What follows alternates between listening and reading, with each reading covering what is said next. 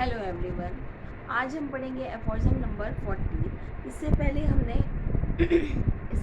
एफॉर्जम पढ़े थे 39, 38। उनमें देखा कि जब दो डिसिमिलर डिजीज़ आपस में मिलती हैं और स्पेशली जो न्यू आ रही है वो स्ट्रॉन्गर होती है तो क्या होता है, सस्पेंड कर देती है मतलब वीकर वाली को और अपना प्रभाव वो दिखाती है। ठीक है, अब हम पढ़ते हैं 40। इसमें हैनीमैन सर ने जो तीसरी कंडीशन है डिसिमिलर डिजीज़ की वो स्पेशली जो है वो डिस्कस की है। और the new disease after having long acted on the organism at length join the old one that is dissimilar to it and forms with it a complex disease, so that each of them occupies a peculiar locality in the organism, namely the organs peculiarly adapted to it, and as it were only the place specially belonging to it, whilst it leaves the rest to the other disease that is dissimilar to it। यहाँ पर Hahnemann sir कह रहे हैं कि जो new case वही है कि न्यू जो डिसिमिलर डिजीज़ आ रही है वो स्ट्रॉन्गर है। ठीक है, तो पहले तो वो सस्पेंड कर देती है जो वीकर वाली है उसको, और अगर वो एक्यूट है तो वो अपना कोर्स रन करती है और चली जाती है। लेकिन क्या होता है, अगर ये लंबे समय की कोई बीमारी है, लॉन्ग क्रॉनिक डिजीज़ है, तो वो काफ़ी समय तक उस शरीर में रहेगी, उस बॉडी में रहेगी। तो क्या करती है ये डिसिमिलर डिजीज़ और जो इससे पहले वाली डिजीज़ है, ठीक है, वो दोनों अपने अपने स्पेस को ऑक्यूपाइड कर लेती हैं। ठीक है, जो जिसकी प्रभुत्व जहाँ पर होगा, मतलब कोई अगर डिज़ीज़ जो है ये जो आई है बाहर से, जो डिज़ीज़ आई है ये स्ट्रॉन्गर है और जो ये गैस्ट्रिक कंप्लेंट को बिलोंग करती है, तो ये अपने गैस्ट्रिक एरिया को कवर अप कर लेगी। लेकिन इससे जो पहले वाली डिज़ीज़ है, अगर वो इच थी, वो स्किन एरिया को कवर कर रही थी, तो वो अपने स्किन एरिया को कवर कर लेगी। इस तरह से ये अपने अपने एरियाज़ को कवर अप किए हुई रहती हैं और समय समय पर अपने अपने सिम्टम्स देती हैं। ठीक है, यहाँ पर ये स्पेशली हैनीमैन सर बता रहे हैं कि जो लॉन्ग कंटिन्यूड अगर इनका ट्रीटमेंट चलता है ना, या लंबे समय से जो है सस्पेंड की हुई बीमारियाँ चलती रहती हैं, तो ये क्या करती हैं कि फिर अपने अपने स्पेस को ले लेती हैं और अपना अपना काम करती रहती हैं, बढ़ती रहती हैं और पेशेंट को परेशान करती रहती हैं। Thus a syphilitic patient may become soric and vice versa। यहाँ पर कह रहे हैं कि जैसे कि कोई सिफिलिटिक पेशेंट है, ठीक है, तो सिफिलिटिक कोई उसको बीमारी है, तो और फिर कोई एक्यूट ऐसा सोरिक कंडीशन आ जाती है, तो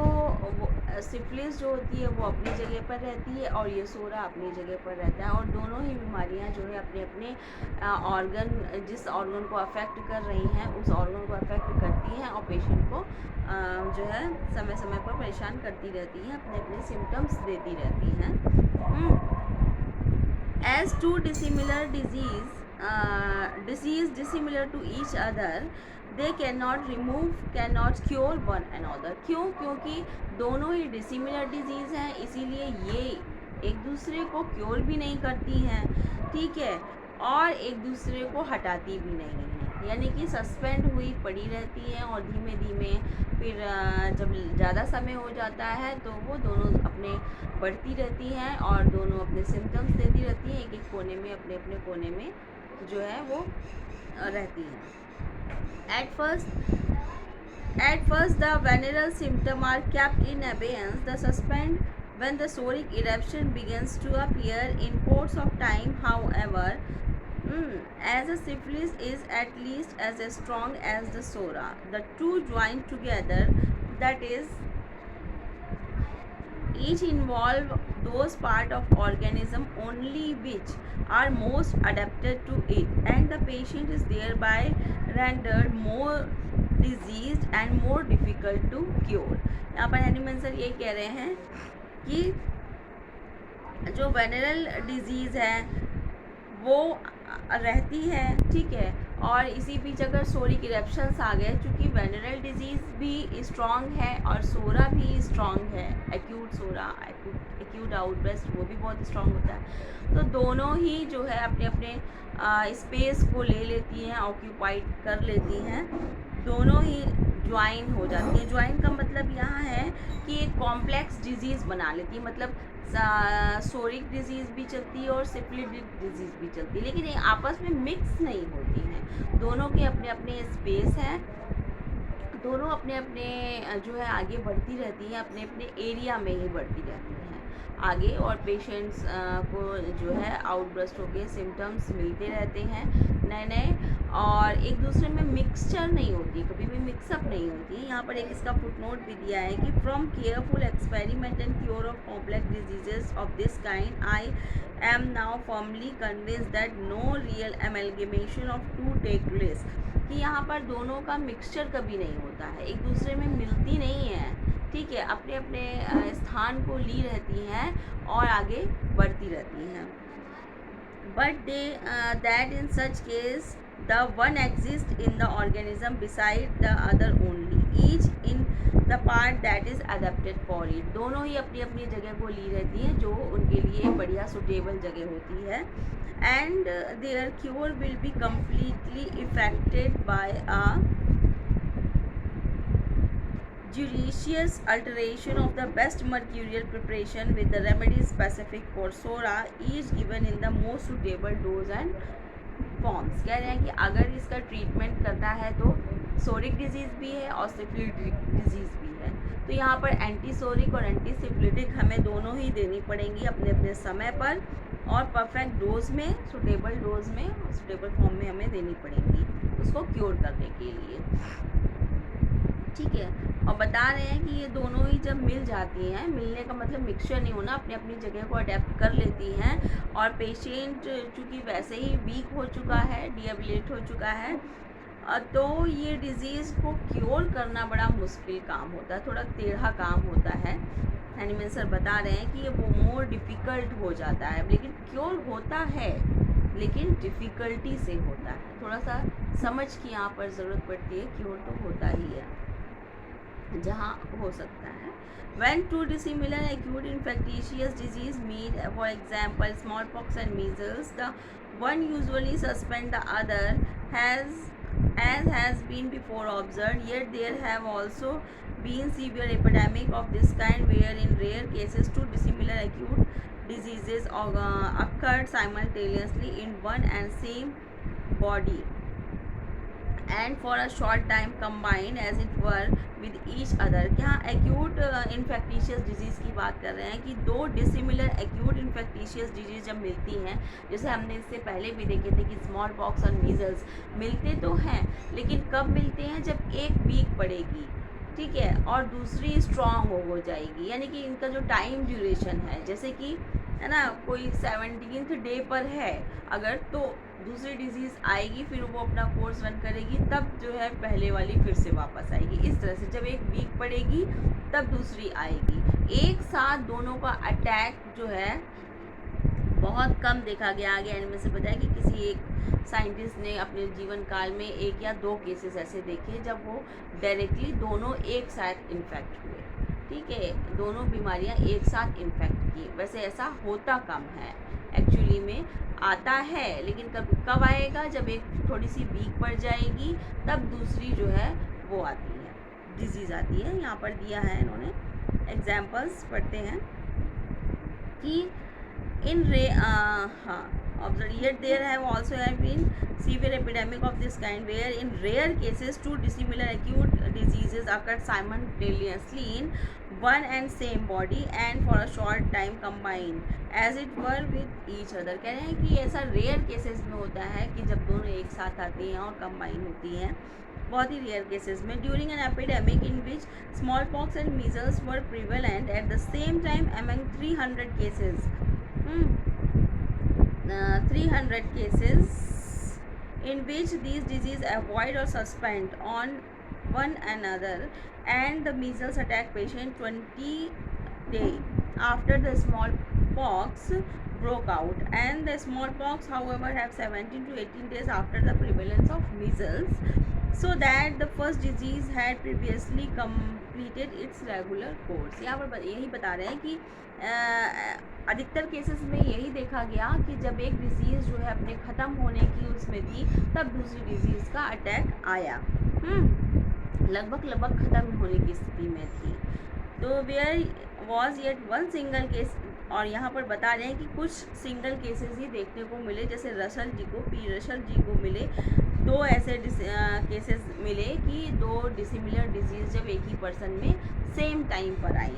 ठीक है, इसी तरह से एक और एग्जांपल बताते हैं मॉरिस का, जिन्होंने स्मॉल पॉक्स और मीजल्स अपने केसेस में ऐसा देखा कि दो गर्ल्स पे एक साथ हुआ, रहने का केसेस है। Similar cases are to be found in at Muller's work and in the writing of a few others. कुछ केसेस जो है स्मॉल पॉक्स के भी इसी तरह से देखने को मिलते हैं, तो बहुत कम केसेस देखने को मिले। यहाँ पर और भी बता रहे हैं, cowpox went on its course disturb during a mercurial treatment of syphilis. Jenner का जैसे केस बताया था कि जब काउ पॉक्स था तो उस टाइम पर जो मर्क्यूरियल ट्रीटमेंट जो था सिफिलिस का वो अनडिस्टर्ब था, उस नहीं हो पा रहा था। इस तरह से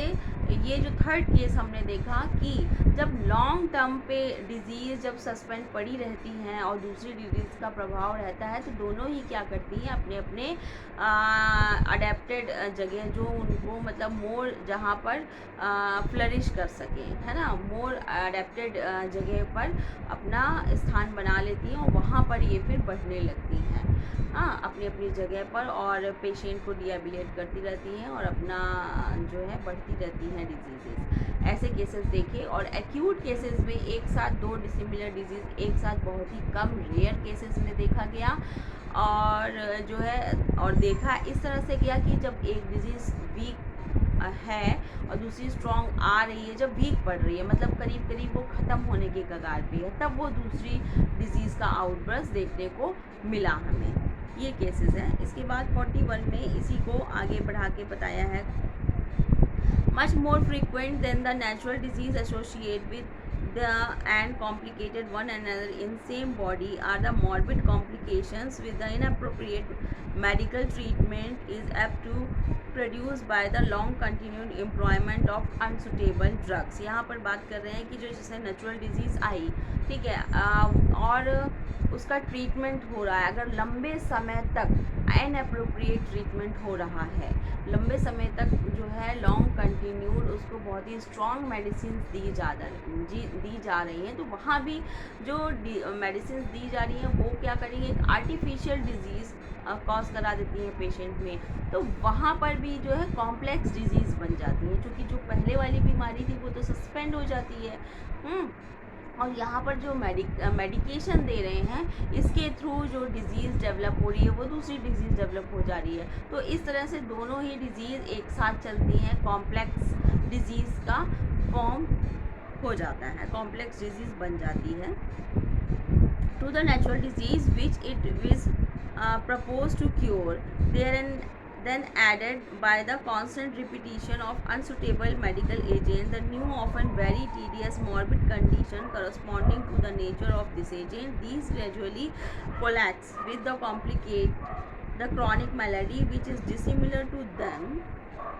adding to the old disease a new dissimilar artificial malady of a chronic nature,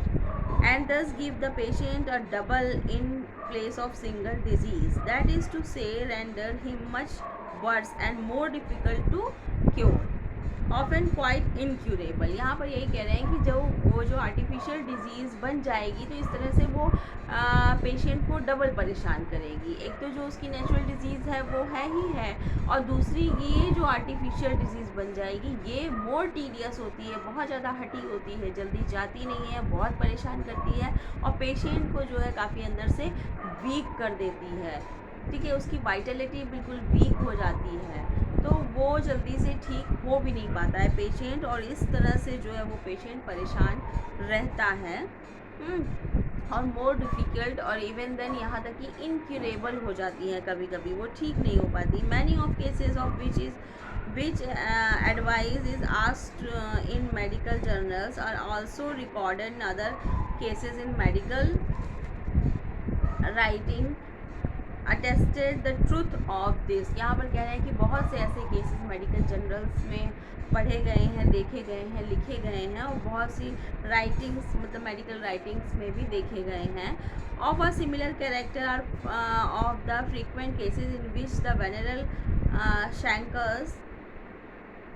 disease complicated especially with SORA or with the dyscrasia of condylomatous gonorrhea is not cured by long continued or frequent repeated treatment with large doses of unsuitable mercurial preparations। यहाँ पर कह रहे हैं कि जैसे syphilitic disease है, venereal diseases, और या जो है साइकोटिक डिजीज़ यानी कंडाइलोमेटा गोनोरिया कॉम्प्लिकेट हो जाते हैं सोरा के साथ, या सिफिलिस सोरा के साथ कॉम्प्लिकेट हो जाती है, या जो है साइकोसिस के साथ कॉम्प्लिकेट हो जाती है, साइकोसिस सोरा के साथ कॉम्प्लिकेट हो जाती हैं। तो ये फिर जो है चूँकि सिफिलिस के लिए मर्क्यूरियल प्रिपरेशंस दी जाती थी, तो कह रहे हैं कि उनके द्वारा भी ये लार्ज डोजेस में वो लोग जो देते हैं, तो इस तरह से ये कॉम्प्लिकेट हो जाती हैं और ये ठीक नहीं होती हैं। But assumes it plays in the organism beside the chronic mercurial affections that has been in the meantime gradually develop, and thus along with it often forms a hideous monster of complicated disease। एक तरह से क्या कह रहे हैं कि ये chronic mercurial affections के कारण और जितना जो मेडिकल प्रिपरेशंस दी जा रही हैं इनको, उनके कारण ये सारी जो डिजीज़ हैं एक तरह से दैवीय रूप मतलब दैत्य का रूप ले लेती हैं, मॉन्स्टर्स, बहुत ही हठी मॉन्स्टर्स का रूप ले लेती हैं, कॉम्प्लिकेट कर देती हैं डिजीज़ को, है ना। अब उसका हम नाम चाहे जो भी लें, बहुत सारे नाम हैं ऐसे डिजीज़ के जो कि एकदम मॉन्स्टर्स की तरह हो जाती हैं, हठी हो जाती हैं, और फिर जाने का नाम नहीं लेती हैं पेशेंट के अंदर से। Which then when not quite incurable can only be transformed into health with the greatest difficulty। कह रहे हैं कि ये इतनी ज़्यादा हठी हो जाती हैं कि इनको जो है फिर से दोबारा ऐसे पेशेंटों को फिर से दोबारा हेल्दी कंडीशन में लाना जो है बहुत ही ग्रेटेस्ट डिफ़िकल्टी का टास्क होता है, ग्रेटेस्ट डिफ़िकल्टी होती है। ठीक है,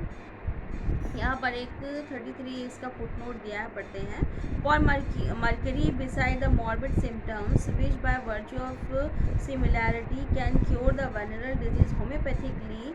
has among its effect many other unlike those of syphilis. For instance swelling and ulcerations of bone which if it be employed in large doses causes new maladies and commit great ravage in the body, especially when complicated with SORA, as is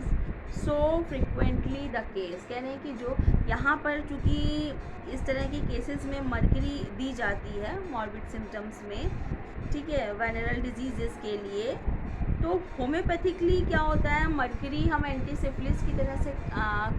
काम करते हैं, एंटीसिफिलिटिक medicine की तरह से लेते हैं हम लोग, तो बहुत माइन्यूट डोज में इसका यूज़ करते हैं। एंटीसिफिलिटिक बहुत सारे केसेस में यूज़ करते हैं। तो ये कह रहे हैं कि जब हम इतनी लार्ज डोजेस में मर्करी देते हैं, तो चूँकि मर्करी एक मेडिसिन है जिसके पॉलीक्रिस्ट रेमेडी है, इसके बहुत सारे जो है इफ़ेक्ट्स हैं हर लेवल पे। बोन्स पे इसका एक्शन है, स्वेलिंग कर देता है, बोन्स में अल्सरेशंस कर देता है। तो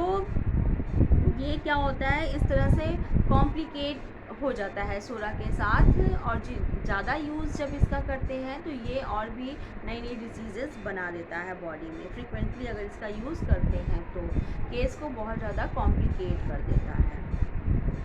तो ये रहा हमारा 40 and 41 एफोर्ड्सम। इसके बाद जो है लगभग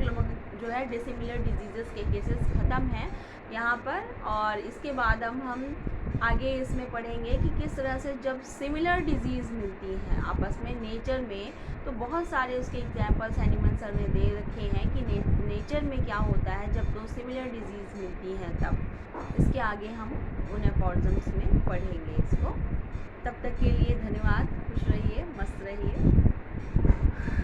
धन्यवाद।